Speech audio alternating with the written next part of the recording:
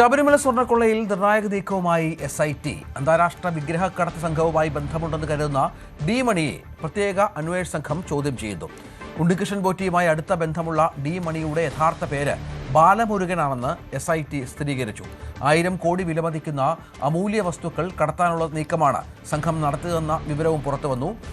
പത്മനാഭസ്വാമി ക്ഷേത്രത്തിലെ വസ്തുക്കൾ കവർ ചെയ്യാനും സംഘം ലക്ഷ്യമിട്ടിരുന്നു. ഇതിനിടെ പോറ്റിയെ അന്വേഷണ സംഘം വീണ്ടും ജയിലിൽ ചോദ്യം ചെയ്തു. വി വിനോദ് വിവരങ്ങളുമായി ചേരും. വിനോദ്, ഇത് നിർണായകമായ ഒരു ഘട്ടമാണ്. നമുക്കറിയാം, ഈ അന്വേഷണവുമായി ബന്ധപ്പെട്ട് ഇതിൻ്റെ വ്യാപ്തിയും വലുതാകുന്നുണ്ട്. ഇപ്പോൾ എന്തൊക്കെ വിവരങ്ങൾ കൂടുതലായി കിട്ടിയിട്ടുണ്ട് SITക്ക്? രഞ്ജിത്ത്, ഒരു നിർണായകമായ നീക്കമാണ് SITയുടെ ഭാഗത്തു നിന്ന് ഉണ്ടായിരിക്കുന്നത്. ഇതിൽ ഏറ്റവും പ്രധാനപ്പെട്ട ഈ ഇടപാടിൽ നിർണായക കണ്ണി എന്ന് കരുതാവുന്ന ഡി മണി, ഡയമണ്ട് മണി എന്നാണ് ഇയാളുടെ പേര്, വജ്രവ്യാപാരിയായിരുന്നു. പിന്നീട് വിഗ്രഹ കള്ളക്കടത്തിലേക്ക് മാറിയെന്ന സൂചനകളാണ് പുറത്തു വരുന്നത്.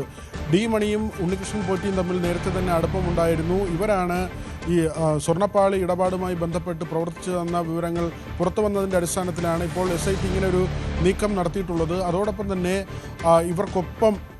ഇവർക്ക് ഇടയിൽ പ്രവർത്തിച്ച ഒരു ഇടനിലക്കാരൻ ദിണ്ടിഗൽ സ്വദേശിയാണ്. അയാളെയും ഇപ്പോൾ വിരുദനഗർ സ്വദേശിയാണ്.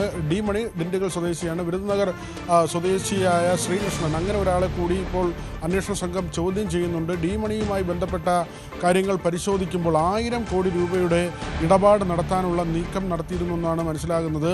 ശബരിമലയുമായി ബന്ധപ്പെട്ട് ഇതിനകം 500 കോടി രൂപയുടെ ഇടപാട് നടത്തി. ഒരു ഉന്നത രാഷ്ട്രീയ നേതാവ് ഇതിൽ ഇടപെട്ടിട്ടുണ്ട് എന്ന വിവരം വരുന്നുണ്ട്. രമേശ് ചെന്നിത്തല നേരത്തെ തന്നെ SITക്ക് മൊഴി നൽകിയിരുന്നു. ഈ സ്വർണ്ണക്കടത്തുമായി ബന്ധപ്പെട്ട്, വിഗ്രഹക്കടത്തുമായി ബന്ധപ്പെട്ട് മറ്റൊരു വ്യവസായിക്ക് ഇതിൻ്റെ വിശദാംശങ്ങൾ അറിയാം, അദ്ദേഹം തന്നോട് ഈ കാര്യങ്ങൾ വെളിപ്പെടുത്തി എന്ന ഒരു മൊഴി SITക്ക് രമേശ് ചെന്നിത്തല നൽകിയിരുന്നു. അതിൻ്റെ അടിസ്ഥാനത്തിൽ ഈ വ്യവസായിയിൽ നിന്ന് SIT നേരത്തെ മൊഴി രേഖപ്പെടുത്തി. ഇതിലാണ് ഞെട്ടിക്കുന്ന വിവരങ്ങളുള്ളത്. ആകെ 1000 കോടിയുടെ ഇടപാടിനാണ് ശ്രമിച്ചത്. ഇതിൽ ശബരിമലയ്ക്ക് പുറമെ ശ്രീപത്മനാഭ സ്വാമി ക്ഷേത്രത്തിലെ അമൂല്യ വസ്തുക്കൾ കൂടി പുറത്തേക്ക് കൊണ്ടുപോകാനുള്ള ഒരു നീക്കം നടന്നു എന്ന കാര്യമാണ് പുറത്തു വരുന്നത്. ഇതിൽ നമ്മൾ പരിശോധിക്കുമ്പോൾ നേരത്തെ തന്നെ അവിടെ നിന്ന് ചില വസ്തുക്കൾ പുറത്തു പോയതായി MG ശശിഭൂഷൺ ഉൾപ്പെടെ ചരിത്രകാരന്മാർ പറയുന്നുണ്ട്. അദ്ദേഹം പത്മനാഭസ്വാമി ക്ഷേത്രവുമായി ചേർന്ന് പ്രവർത്തിച്ചിട്ടുള്ളതാണ്. അവിടുത്തെ ഈ സമിതിയിലൊക്കെ ഉണ്ടായിരുന്ന വ്യക്തിയുമാണ്. നിലവറയിൽ ഉണ്ടായിരുന്ന ചില വസ്തുക്കൾ ഗ്രീൻ ചാനൽ വഴി നഷ്ടമായി എന്ന കാര്യം